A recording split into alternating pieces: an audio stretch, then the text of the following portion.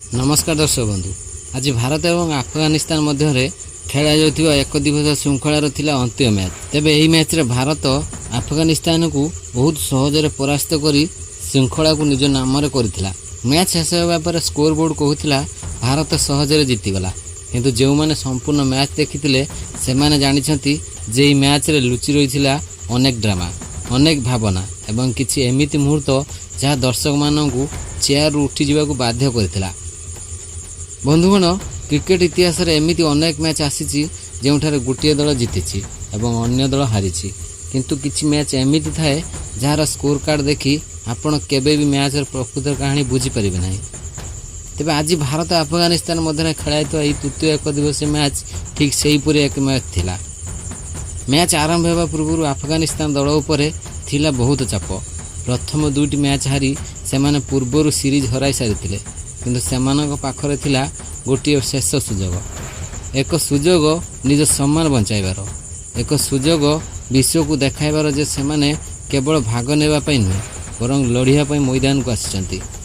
अन्यपटे भारतीय दलर लक्ष्य थिला स्पष्ट क्लीन स्वीप, 3-0 सीरीज जितिबा। किंतु बंधुगण, टॉस पर जहाँ है ता कई आशा कर नथिले। अफगानिस्तान बैटिंग आरंभ करने सहित भारतीय बोलर माने आक्रमण आरंभ कर देले। गोटे पर गोटे विकेट पड़ाक लगिला। स्टाडियम रे थिबा हजार हजार दर्शक भाविले मैच बोधहुए एक तरफा हो, किंतु सेतेबेले जड़े खेलाड़ी एकाकी छिड़ा होइतिले। निज दलर सबु बैटर गोटे पर गोटे पैविलियन को फेरुता बेले से लड़ुथिले। चाप बढ़ुथिला, बोलर माने आक्रमण करुथिले, दर्शक माने भारत को समर्थन मध्य करुथिले, किंतु से हार मानि नथिले। एवं तापर आसिला सेही मुहूर्त जो मुहूर्त समग्र स्टाडियम को ताली मारिबा को बाध्य करदिला। अफगानिस्तान एही खेलाड़ी निज क्यारियर एक ऐतिहासिक शतक पूर्ण कले। यह केवल एक शतक नुहे, यह थिला संघर्षर कहानी, विश्वासर कहानी एवं हार न मानिबार कहानी। किंतु बंधुगण, कहानी एठार शेष होई नथिला, कारण यह पर भारतीय बोलर जहाँ कले ता मैच गतिपथ को संपूर्ण बदलाई देला। गोटे पर गोटे विकेट नहीं से अफगानिस्तान को बड़ स्कोर दूर रखिदेले। एबे समस्त नजर थिला भारतीय बैटिंग उपरे एवं तापर जहाँ है ता बोध हुए सीरीज रो सबुठार बड़ हाईलाइट थिला। प्रथम बॉल आक्रमण, प्रथम ओभर तूफान एवं तापर आरंभ है चौका छक्कार वर्षा। भारतीय ओपनर माने एमिति बैटिंग करथिले जे अफगान बोलर मानक पाखरे कोनोसी उत्तर नथिला। रन आसुथिला, रेकर्ड भांगुथिला एवं स्टाडियम उत्साह कंपी उठिला। किंतु एही मैच रे एमिति एक रेकर्ड मध्य भांगिथिला जहाँ को देखी क्रिकेट विशेषज्ञ माने आश्चर्य हो जाइथिले। तेबे किए थिले से हीरो जे निज शतक रे भारत को विजय देले? किए नेले 5 विकेट? केउ रेकर्ड भांगिला एवं किपरि भारत 3-0 सीरीज क्लीन स्वीप कला? चलंतु बंधुगण, एबे सीधा सड़क जाउछु संपूर्ण मैच रे हाइलाइट्स को, जेउठार प्रत्येक ओभर लुचि रहिछि गोटे गोटे नया कहानी।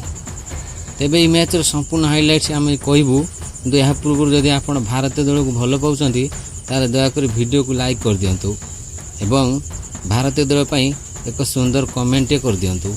तेबे चलंतु जानिबा मैच रो संपूर्ण विवरणी। चेन्नई रो एम ए चिदम्बरम स्टाडियम रे खेलाइतवा ई मैच रे अफगानिस्तान अधिनायक हाशमतुल्लाह साहिदी टॉस जीति प्रथम बैटिंग करिवार निष्पत्ति नैथिले। अफगानिस्तान दल चाहूतिला अति कम रे शेष मैच जीति सम्मान रक्षा करने। अन्यपटे भारतर लक्ष्य थिला 3-0 सीरीज क्लीन स्वीप करने।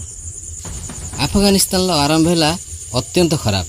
भारतीय द्रुत बोलर प्रसिद्ध कृष्णा नुआ बॉल अग्नि वर्षा करथिले। प्रथम पावर प्ले भितर से लगातार विकेट नहीं अफगानिस्तान टॉप ऑर्डर को ध्वंस करदेले।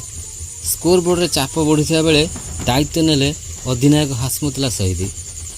एक पटर विकेट पड़ुथिला, किंतु अन्य पटर साहिदी शांत भाव में इनिंग्स गढ़ी। से चमत्कार बैटिंग करी 102 रन संग्रह करथिले। यह थिला तांको ओडीआई कैरियर प्रथम शतक।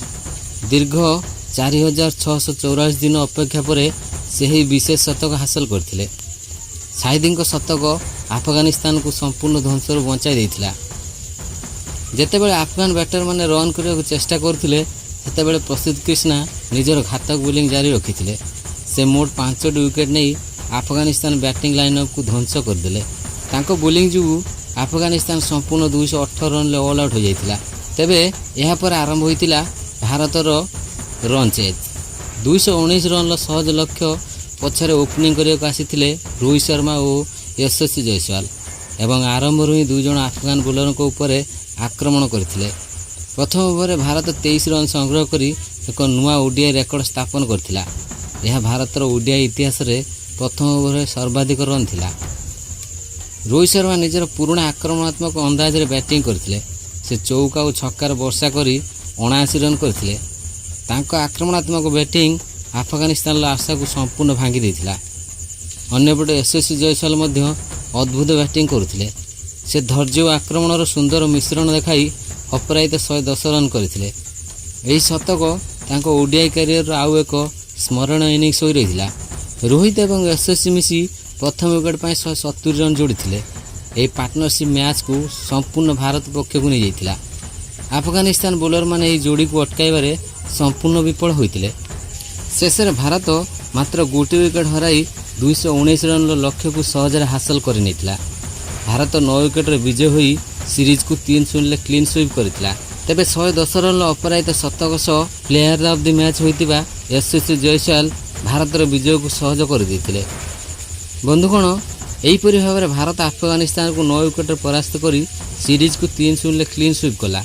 ପ୍ରସିଦ୍ଧ କ୍ରିଷ୍ଣାଙ୍କୁ 5 ୱିକେଟ୍, ସାହିଦଙ୍କ ସଂଘର୍ଷପୂର୍ଣ୍ଣ ଶତକ ଏବଂ ୟଶସ୍ୱୀ ରୋହିତଙ୍କ ଧମାକାଦାର ବ୍ୟାଟିଂ ଏହି ମ୍ୟାଚ୍କୁ ସ୍ମରଣୀୟ କରିଦେଲା। ତେବେ ଦର୍ଶକ ବନ୍ଧୁ, ଯଦି ଭାରତର ବିଜୟରେ ଆପଣମାନେ ଖୁସି ତାହେଲେ ଦୟାକରି ଭିଡ଼ିଓକୁ ଲାଇକ୍ କରିବା ସହ ଚ୍ୟାନେଲକୁ ସବସ୍କ୍ରାଇବ୍ କରିଦିଅନ୍ତୁ ଏବଂ ଭାରତ ପାଇଁ ସୁନ୍ଦର କମେଣ୍ଟ କରିବା ନିହାତି ହେବେ।